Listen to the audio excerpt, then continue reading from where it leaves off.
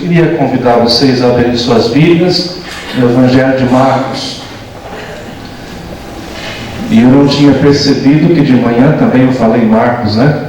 Então nós vamos ficar hoje só em Marcos mesmo, mas agora no capítulo 6. Marcos capítulo 6.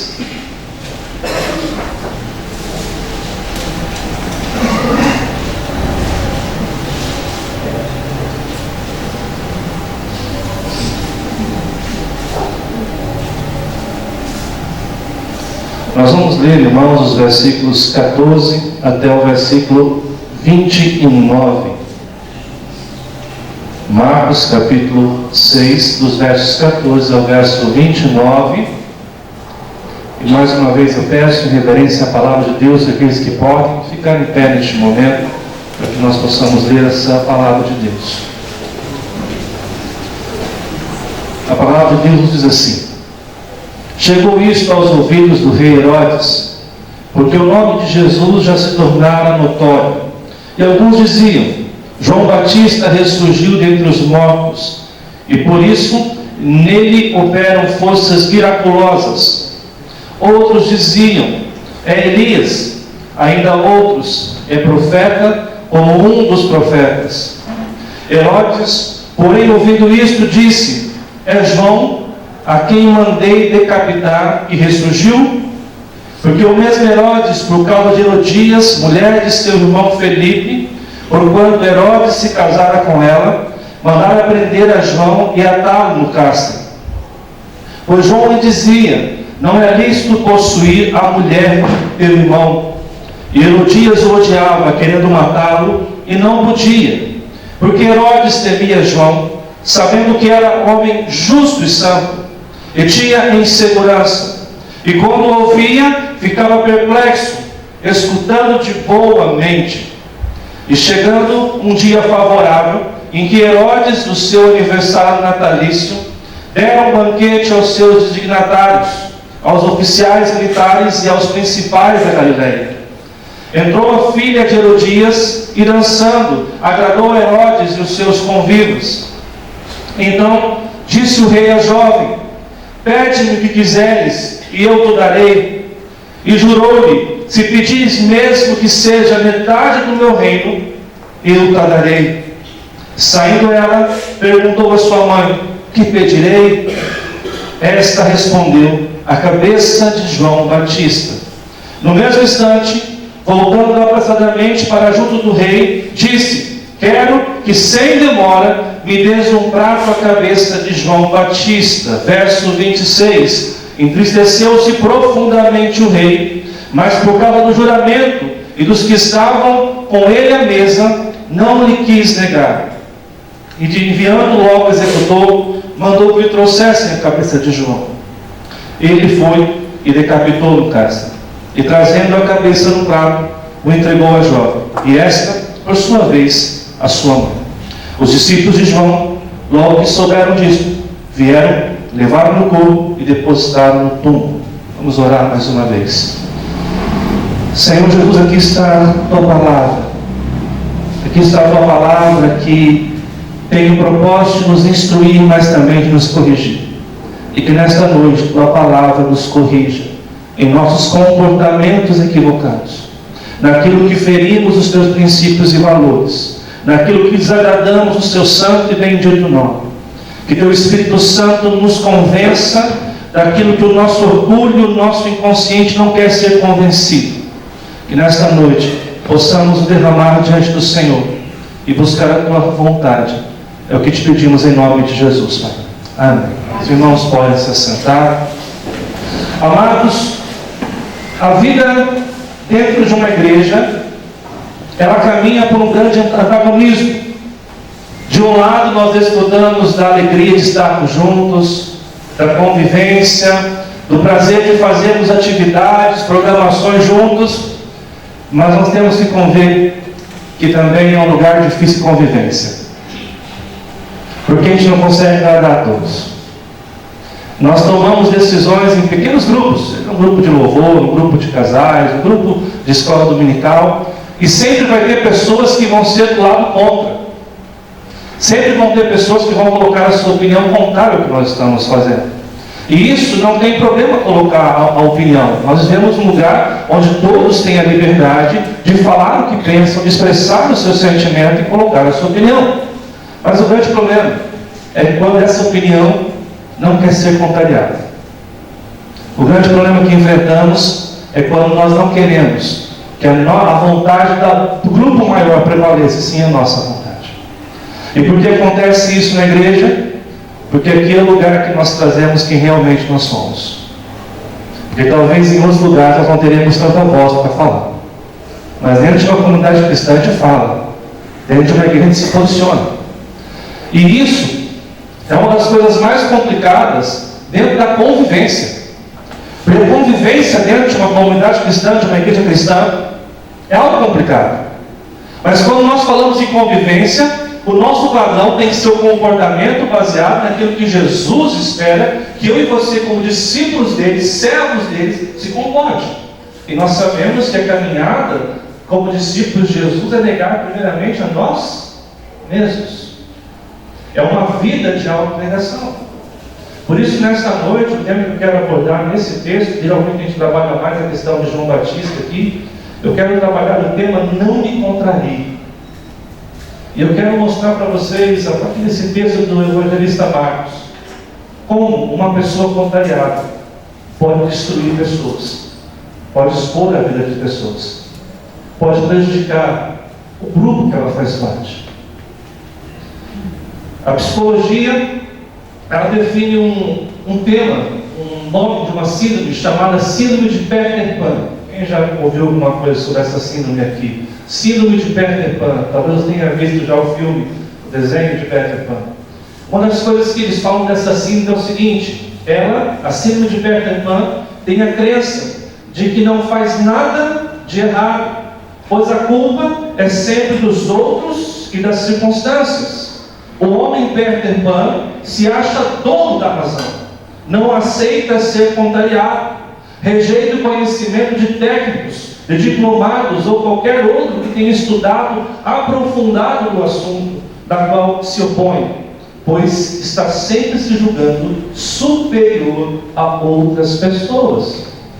E ainda que isso seja um comportamento de uma síndrome, perceba como nós temos isso no nosso dia a dia. Vamos pensar aqui um exemplo bem simples disso: casamento. Você sabia que no casamento nós escutamos, mas não ouvimos? Porque quando, exemplo, o marido está falando com a mulher sobre um assunto delicado, naquele momento de discutir a relação, quando o homem começa a falar, a mulher está escutando, mas não está ouvindo, porque na sua mente ela já está pensando como ela vai replicar, como ela vai se opor àquilo que o marido está falando. E quando a mulher começa a replicar, o marido não está escutando a sua esposa, está pensando como ele vai rebater o argumento da sua esposa. E assim nós vivemos uma guerra. E quantas vezes isso se agrava como uma símbolo de Peter Pan? Ainda citando, por exemplo, desenhos que nós conhecemos. Quantos aqui já assistiram o desenho de Branca de Neve? E nós temos um exemplo básico de alguém que não gosta de ser contrariado. Lembra como começa a dama? Espelho, espelho meu, existe alguém mais bela do que eu. E no dia que o espelho diz que existe uma outra pessoa mais bela do que ela, essa rainha precisa sempre estar certa, e ela começa a arquitetar um plano maquiavélico para destruir aquela que se opõe à sua razão e à sua vontade. Perceba, irmãos, como muitas vezes na igreja nós temos esse comportamento. E infelizmente esse comportamento se alastra para as relações conjugais, para as relações entre pais e filhos, para as relações de trabalho, para todos os ambientes que nós convivemos no nosso dia a dia. Perceba como uma coisa simples, que muitos vão dizer: mas eu tenho a minha opinião, eu sou uma pessoa de personalidade forte. Não tem problema você ter opinião, personalidade forte, mas perceba, se talvez nós estamos trabalhando a questão de não ser contrariado, isso não tem prejudicado o coletivo. Quando nós estamos numa igreja cristã, amados, não existe a nossa vontade, mas a vontade de Jesus deve prevalecer. Não é o que nós pensamos apenas, mas é o que nós pensamos submetido ao senhorio daquele que morre numa cruz por mim e por você. O nosso querer, o nosso definir o que é certo ou errado, parte dos princípios e valores daquele que é Senhor da igreja e que sustenta a sua igreja. O que a Bíblia fala sobre isso? Nós lemos um texto de Marcos, e aqui nós temos uma história de alguém que foi contrariado. E esse texto ele começa nos dando um quadro, um retrato de uma notícia muito incômoda. Volte os seus olhos para os versículos 14 e versículo 15. O texto vai nos dizer que chegou aos ouvidos do rei Herodes, que a fama de Jesus se tornara notória. Alguns diziam: João Batista ressurgiu dentre os mortos, e por isso nele se operam forças miraculosas. Outros diziam Elias e outros profetas, como um dos profetas. E o rei Herodes, diante dessa notícia, no verso 16, ele vai dizer o quê? Herodes, porém, ouvindo isso, disse: é João a quem eu mandei decapitar que ressurgiu. Perceba que o rei Herodes, nesse contexto, de uma notícia de um homem que faz grandes prodígios e sinais, referindo a Jesus, e muitos vão dizer que João Batista ressurgiu. Herodes vai revelar no seu texto, nesse texto, que ele tem culpa no cartório. Alguma coisa incomodou Herodes naquele momento. E por que ele foi incomodado? Por qual motivo que Herodes está incomodado? Porque ele foi o responsável por autorizar a morte do homem de Deus. E se você lembra do que nós lemos aqui hoje, por diversos momentos Herodes mostrou que tinha consciência que João Batista era um homem de Deus. Inclusive, em um dos versículos, nós vamos passar novamente, diz que ele ouvia atentamente aquilo que João Batista dizia. E por que Herodes, então, sabendo que João Batista era um homem de Deus, por que Herodes faz isso? Os versículos 17 até o versículo 18 nos ensinam, nos revelam. Ele fez isso porque, diante de uma festa que ele estava dando, a filha de Herodias, da qual historicamente dizem que é Salomé, dançou para uma festa que o rei estava dando, e ali, encantado pela sedução daquela jovem, o rei promete mais do que devia. E por isso aquela mulher, que fora contrariada há tempos atrás, pôde arquitetar o seu plano para matar o homem de Deus. Se você ler a história, você vai descobrir que Herodes se casou várias vezes, e nesses casamentos surgiram filhos e filhos e filhos, e Herodias foi filha de Mariana I com Herodes, e depois se casou com Felipe, e depois teve uma relação fora do que era comum com Herodes Antipas, que é o que nós estamos por aqui. Então é uma relação conturbada, onde no caso de incesto, o profeta de Deus se mantém íntegro e diz: isso é errado. Você pode ser o rei, você pode mandar, mas você está submisso àquele que é Senhor dos senhores, e o seu comportamento está errado. E Herodias, diante dessa negativa que o profeta lhe dá, ela se sente contrariada por duas vezes. Primeiro, Herodias é contrariada no desejo de amar Herodes Antipas. Essa mulher queria viver o seu romance proibido, e o profeta diz: não, isso é errado. E é a primeira vez que alguém se opõe à vontade de alguém que tem uma relação com outra pessoa que tem o poder de dizer sim e não. Alguém que pode definir como rei, dizer: eu vou ficar com ela e pronto, ninguém pode se opor a isso. Mas o profeta se opõe e contraria essa mulher. A outra situação que ela é contrariada é pelo seu próprio, da sua própria relação com Herodes, que ele diz: não, você não vai matar o profeta. Lembra que o texto do versículo 19 vai dizer: e Herodias o odiava, querendo matá-lo, mas não podia. O sentimento dessa mulher para com o homem de Deus era um sentimento de ódio, e ela pensava de todas as maneiras em matar este homem, mas ela não podia matar. Por que não podia? Quando você lê o versículo 20, vai dizer: porque Herodes temia João, sabendo que era um homem justo e santo, e o tinha em segurança. E quando ouvia, ficava perplexo, escutando de boa mente. Herodes sabia E João Batista era um homem justo, um homem santo. E ele sabia que o seu comportamento, por mais que ele desejasse isso, estava errado. E por isso ele proíbe que Herodias matasse o homem de Deus. Perceba que nós encontramos aqui uma mulher que por 2 vezes nessa relação extraconjugal com Herodes, Antipas, ela é contrariada. Contrariada porque ela queria viver um romance, não podia. O profeta disse não, é errado. Ela queria matar o profeta que se opôs a ela. E Herodes disse não, você não vai fazer isso. Agora, amados, vamos ver no texto que Herodias, ela vai ter as últimas consequências para cumprir o seu plano. Alguém contrariado faz coisas que nós não podemos ter ideia. E Herodias, essa mulher que foi contrariada, ela faz coisas terríveis. E eu quero mostrar 3 coisas que essa mulher fez e que muitos de nós talvez fazemos também, quando somos contrariados. Quando nós somos contrariados, amados, a primeira coisa que acontece conosco é que nós ficamos cegos para a realidade. Perceba como a razão de achar que nós estamos certos em tudo, perceba como a razão de achar que nós estamos defendendo o que é certo, nos cega para uma verdade clara que está diante de nós. Volta os seus olhos para o verso 19, ela odiava e queria matá-lo. E na oportunidade que ela tem de julgar a vida de João Batista, o que ela fala no versículo 24? Saindo ela, Salomé perguntou à sua mãe: que pedirei? E de pronto o que ela responde para sua filha? Pede a cabeça de João Batista.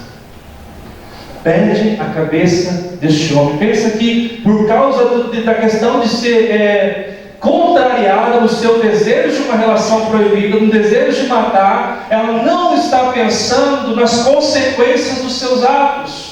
Ela está cega por sentimento de achar que está certa em todas as coisas. E percebam que esse sentimento é responsável por todos os conflitos que nós encontramos. O que faz pessoas brigarem? Porque ambas estão certas. O que faz guerras mundiais acontecerem? Que reinos consideram que estão certas as suas ações. Nós vivemos dias tenebrosos, em que Facebook se tornou um campo de batalha de pessoas tão perfeitas, que tem sempre a palavra final. Percebam como discussões de Facebook nunca acabam, porque tem sempre alguém que sabe mais, sempre alguém que se opõe, e no máximo que as pessoas falam é: eu concordo nesse ponto, porém. Percebam como nós nos tornamos donos da verdade e se esquecemos que o dono da verdade é Jesus. E esse mal que habita em mim e em você, chamado pecado, ele nos segue quando nós discutimos algumas coisas que nós achamos que estamos certos. Quantos de nós que têm a convicção de estão certos no que pensam, têm a coragem de dobrar os seus joelhos e dizer: Deus, o que eu penso está certo? O que eu penso condiz com as Sagradas Escrituras? O meu desejo e a minha opinião colabora para o crescimento do teu reino? A minha vontade está colaborando para que o teu nome seja glorificado em todas as coisas? O problema de ser contrariado é que nós nos tornamos cegos para a verdadeira verdade.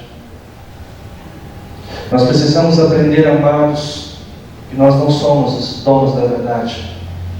E alguns sentimentos nos tornam cegos ao nosso próprio sentimento. Citando Romanos 1, versículo 21 e 22, quando o apóstolo Paulo fala daqueles que se consideram sábios, se consideram os donos da verdade, mas são loucos dos seus próprios entendimentos, da sua atitude, ele vai dizer o seguinte: porque tendo conhecido a Deus, não glorificaram como Deus, nem lhe renderam graças, mas os seus pensamentos se tornaram fúteis, e de coração insensato, o coração insensato deles obscureceu-lhes, dizendo-se sábios, tornaram-se loucos. Cuidado. Cuidado quando você não se sente profundamente perturbado quando alguém diz não para a sua vontade. Nós podemos estar cegos ao que está acontecendo na realidade. Por isso que a vida cristã, amados, ela só faz sentido quando nós dobramos nosso joelho e dizemos: Deus, me ajuda a fazer a sua vontade. Me ajuda a olhar além do que os meus olhos podem ver. Me ajuda a viver não a cegueira do pecado, a cegueira da carne que quer prevalecer na minha vida, mas que a visão do Teu reino seja aquilo que prevaleça em minha vida. Percebam como os religiosos da época de Jesus, chamados também de fariseus, saduceus, escribas, homens que tinham conhecimento da lei, homens que transcreviam as leis. E lembre-se de um episódio que acontece no livro de Marcos também, mas no capítulo 13, que Jesus no sábado, e nós sabemos que naquela época o sábado era o dia do Senhor, não podia se trabalhar, fazer nada, mas naquele sábado Jesus cura a mão de um homem que a mão estava ressequida. Jesus faz um bem para uma pessoa. E o que os religiosos falaram? Você não pode fazer isso. E quando nós lemos o versículo 6, diz: então os fariseus saíram e começaram a conspirar com os herodianos contra Jesus, sobre como poderiam matá-lo. Percebam, o grupo religioso daquela época, diante da sua lei rígida, não percebeu que o Senhor do Universo, Deus encarnado, fizeram bem, e se opuseram ao próprio Jesus, querendo matá-lo. Amados, pense, quantos de nós, em nome da defesa da verdade, estamos matando a verdade? Estamos colaborando para que o reino de Deus se enfraqueça. Como é triste perceber que nossas igrejas muitas vezes são campos de batalha, onde pessoas estão cegas para aquilo que Deus quer conduzir na igreja, porque estão querendo manter a sua vontade, a sua opinião, e não querem ouvir não, e não querem deixar de ser, não querem ser contrariados naquilo que pensam. Nós devemos olhar para essa história de Herodias e perceber se nós não somos como elas, que quando temos a oportunidade pedimos a cabeça, quando nós temos a oportunidade nós pedimos a capa, porque agora nós temos o poder da decisão. É por isso que um grande pensador que muitos conhecem, chamado Maquiavel, diga: dê poder para a pessoa e você vai descobrir quem é essa pessoa. Uma outra coisa que o texto nos ensina é que, em primeiro lugar, nós ficamos cegos para a verdade, mas também expomos pessoas a situações complicadas. Quando nós não somos contrariados, quando nós somos contrariados, muitas vezes nós, nessa cegueira de querer fazer que a nossa vontade prevaleça, a gente expõe pessoas a situações complicadas. Olha o que fala o versículo 21. E chegando um dia favorável, em que Herodes, no seu aniversário natalício, deram um banquete aos seus dignatários, aos oficiais militares e aos principais da Galileia, chega um momento que Herodes oferece uma festa de aniversário, e ele convidou para essa festa os grandes daquela região. Eram só as pessoas da alta classe, para prestigiar o banquete, a fartura do rei Herodes. E existe um contexto por trás aqui, que o governo de Herodes estava um tanto quanto prejudicado. Então Herodes precisava mostrar para as pessoas de fora que o seu rei estava bem. E nesse momento de festa, Herodias ela vai expor a sua filha Salomé de forma grotesca e colocar essa jovem, que provavelmente era uma adolescente na época, não dá para se ter ideia, mas provavelmente entre 14 e 16 anos de idade, a uma situação complicada. Herodias, ela expõe a sua filha diante do seu plano sexualmente, porque quando o texto fala que no versículo 22, parte A, dizendo: entrou a filha de Herodias e dançando, agradou a Herodes e aos seus convivas. A expressão aqui que ela dançou é uma dança sensual, é uma dança provocante. Ou seja, essa mulher expõe a sua filha, uma adolescente, para que dance diante da comunidade, da nata, simplesmente por saber que o seu amante era um homem falho nessa área. Ela expõe a sua filha sexualmente, mas também expõe a fragilidade emocional e o orgulho de Herodes. Herodias sabia com quem ela estava lidando. Quando você lê a parte B do versículo 22, diz o seguinte: então disse o rei à jovem: pede o que quiseres, e eu te darei. E jurou: se pedires, mesmo que seja a metade do meu reino, eu te darei. Perceba que um homem embriagado e que tem tendências a uma falha nessa área, na hora que ele vê aquele adolescente, ele não pensa no que fala, ele não pensa no que está acontecendo. Agora, quem está por trás de tudo? Herodias. Herodias coloca sua filha a uma situação constrangedora e o seu amante a uma situação onde a sua fragilidade emocional e o seu orgulho vão se tornar evidentes. O que é pedido quando nós lemos os versículos 24 até o versículo 25?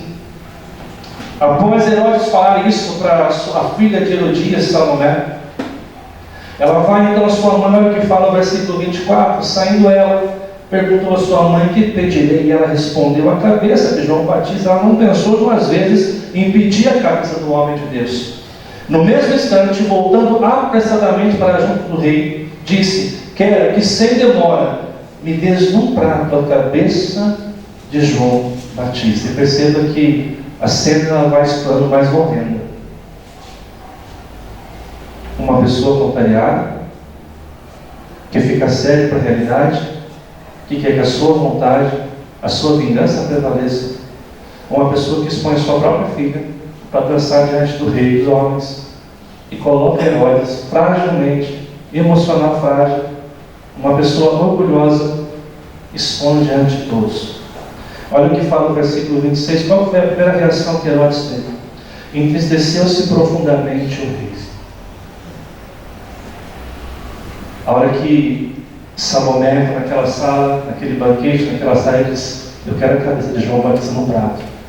Herodes percebe o que ele havia feito, a inconsequência do seu nome, a inconsequência da sua atitude, e ele se entristece. A ficha cai. Mas o texto diz: mas por causa primeiramente do juramento e dos que estavam na mesa, não lhe quis negar. Perceba que, primeira coisa, eu falei, eu preciso manter a palavra, mas também porque os que estavam à mesa iam ver. E imagina alguém que quer manter a paz de um reino que está ruim. Quando eu chegar diante dos convidados, eu falei, mas não vou fazer. Por que Herodes se entristece? Ele sabia que estaria cometendo um erro se aceitasse aquele pedido. Ele estaria fazendo alguma coisa errada. O povo considerava João um profeta, e isso prejudicaria, a morte de João prejudicaria a posição política de Herodes. Ele sabia também, tinha conhecimento da situação complicada. No fundo, Herodes sabia que tudo aquilo aconteceu porque Herodias estava por trás. Agora, o fato é que Herodes podia mudar. Ele poderia, por exemplo, ter falado, prometia um presente, mas não disse que cometeria um crime. Há uma diferença entre prometer um presente e cometer um crime. Ele podia ter dito: prometi a você um presente e não a sua mãe, porque ele sabia que o pedido veio da sua mãe, veio de Herodias e não de Salomé, porque ela sai para perguntar para a mãe o que pedir. Ele poderia ter dito: como posso cometer tamanha maldade contra Deus? Porque Herodes tinha consciência que João era um homem de Deus, um homem justo. Mas por causa do orgulho que ele é colocado exposto diante dos seus convidados, a nata daquela região, ele mantém o seu comportamento. Percebam que toda a trama começa no coração de uma mulher que é contrariada, no seu desejo de uma relação proibida, e por não ter podido matar o profeta naquela ocasião. Em primeiro lugar, quando nós somos contrariados, amados, nós nos tornamos cegos para a verdade, para a realidade que está diante dos nossos olhos. A gente não consegue ver a verdade, a gente quer que a nossa opinião prevaleça. E em segundo lugar, a gente expõe pessoas que amamos. Como pastor de uma igreja, nós trabalhamos muito com aconselhamento. E não são poucas as vezes que casais em crise expõem os filhos a situações complicadas. Eu me lembro de uma situação em que um casal estava brigando e aquela mãe chegou para uma criança pequena e disse: você tem que escolher quem você vai ficar. Escolha quem você ama mais. Aquela criança não dormiu aquela noite porque ela ama papai e mamãe. Mas nós fazemos a criança se tornar o nosso amor toda a guerra. Percebam como numa comunidade cristã, quando o assunto é uma coisa que eu queria fazer e o outro não quis, a gente começa a falar para o outro: você viu o presbítero Beto que ele fez? E a pessoa começa a ter raiva do presbítero Beto porque nós falamos. A gente começa a expor pessoas, o presbítero Beto e essa pessoa que está ouvindo, a situações constrangedoras. Por quê? Porque no fundo a nossa vontade não foi ouvida e não foi executada. Perceba como isso está presente em nossa vida, irmãos. Perceba a necessidade que nós temos de dobrar o nosso joelho, pôr o rosto em terra e dizer: Senhor, tem misericórdia de nós, porque o teu reino está sendo fragilizado, é a vontade de Deus que está perdendo.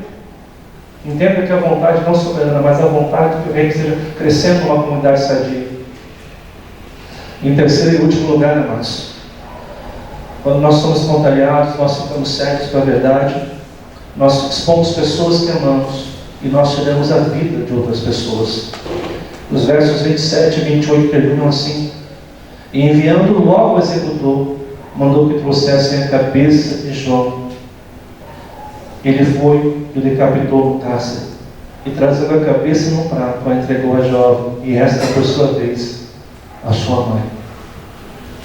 Tomba o homem de Deus, porque alguém que foi acompanhado trouxe morte ao homem de Deus. Quantas vezes eu e você amamos, certos por nosso orgulho, estamos destruindo aqueles que estão ao nosso redor. Quantas vezes mulheres, por não querer ser contrariadas pelo marido, estão sufocando o marido dentro de casa. Quantas vezes homens, pelo orgulho, pelo machismo, estão sufocando as suas mulheres dentro de casa, estão matando relacionamentos, estão matando vidas espirituais. Você sabe que Efésios nos fala que nós devemos amar a nossa esposa como Cristo amou a igreja e apresentá-la perfeita, sem ruga, sem mácula. E esse texto, amado, ele é profundamente complicado para mim e para você, homem. Porque eu fico pensando, o que Jesus vai fazer comigo e com você quando nós chegarmos no céu? Imagina você chegando no céu, deixa eu pegar o meu exemplo aqui, e aí Jesus me chama e fala: está feliz aqui? Estou feliz. Vem numa salinha, quero conversar com você. E essa salinha, quando alguém chama para a salinha, sempre dá aquele medo, né? E aí quando você entra naquela sala, tem uma cadeira e lá está a Aline. Aí Jesus chega para mim e fala: Lélia, o que você fez com a Aline? Você sugou a vida dela. Olha como ela está emocionalmente acabada. Olha como ela está descuidada. Você não amou a Aline como eu amei a igreja e cuidei. Você tratou ela de qualquer jeito, você sufocou ela. Você não foi um sacerdote, você foi um carrasco na vida dela.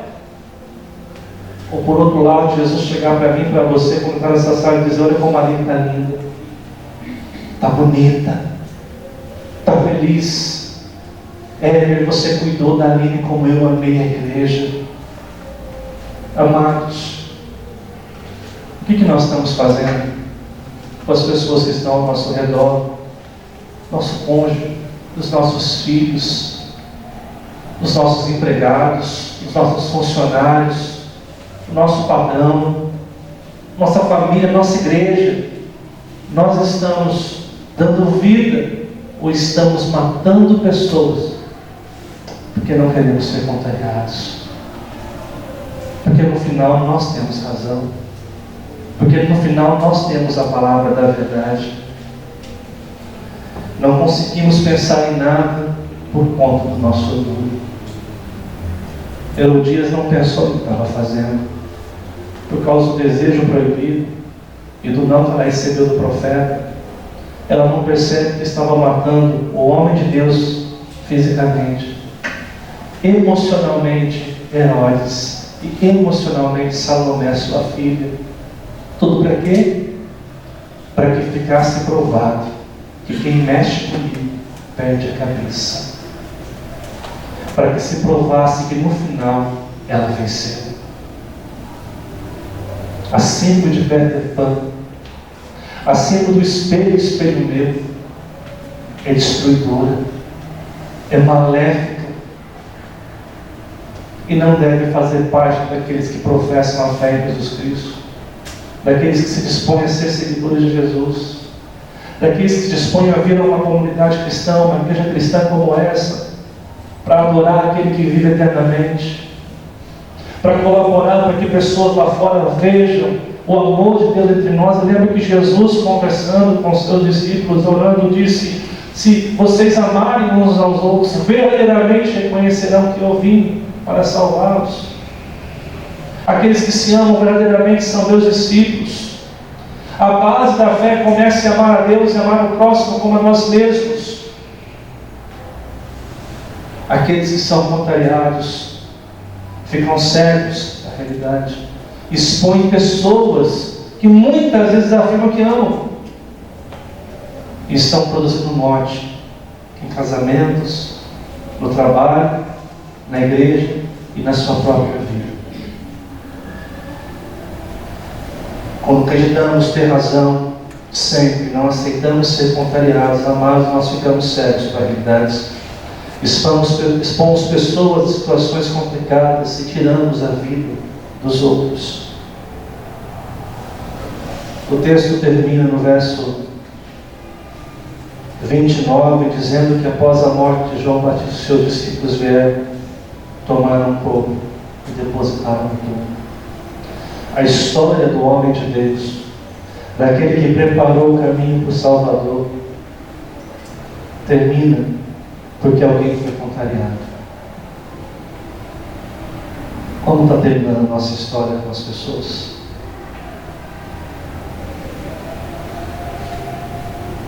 A nossa história e o nosso comportamento como discípulos de Jesus estão produzindo vida ou morte? Crescimento ou enfraquecimento da igreja? Para que nós essa noite possamos refletir e praticar, eu queria trazer 5 questões a vocês rapidamente. Primeiro, todos sofremos de um mau desejo chamado pecado. Mas será que pensamos nisso como somos contrariados? Pensamos sempre que estamos certos, pois somos melhores que os outros. Quando nós temos a consciência que nós habita um mau desejo, como o Tiago fala, e esse desejo, ele nos arrasta, nos seduz para o que é errado. Será que nós pensamos isso quando estamos conversando com o outro? Porque o mau desejo quer te convencer que você é o dono da verdade. Mas quando eu sei que em mim não opera o mal, que em mim opera uma tendência a fazer o que é contrário aos valores e princípios de Deus, eu começo a me atentar sobre aquilo que eu penso, que eu falo, que eu acho. Nós temos consciência disso quando estamos discutindo opiniões? Quando estamos resolvendo situações dentro de uma comunidade cristã como esta? Segunda coisa, deixar ser tomado pelo desejo mau ao ser contrariado pode nos levar a expor pessoas inocentes e matá-las por conta do nosso orgulho. Como estamos lidando com isso? Você é alguém que está matando pessoas ou dando vida para pessoas? Porque nós somos chamados para dizer para aqueles que não conhecem Jesus que Jesus traz a vida. Agora é muito triste, e eu ouvi isso ontem de um líder, um pastor chateado, que disse: Eu estou preocupado porque eu evangelizei pessoas, elas vieram para a igreja e elas estão afastadas por causa da briga dentro da igreja. Será que nós colaboramos com essas brigas?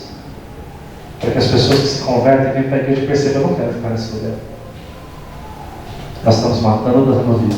Terceiro, quando somos contrariados, nossas atitudes revelam a quem realmente servimos e adoramos.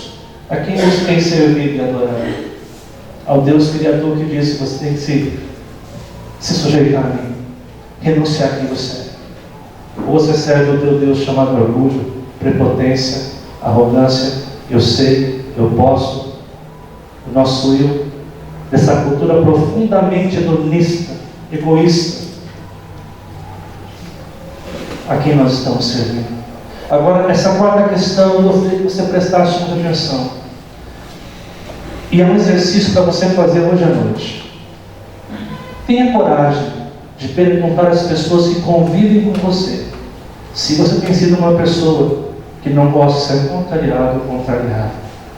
E peça a Deus que lhe ajude a mudar este comportamento. Acabando aqui, conversa com as pessoas que convivem com você e pergunta: eu sou assim?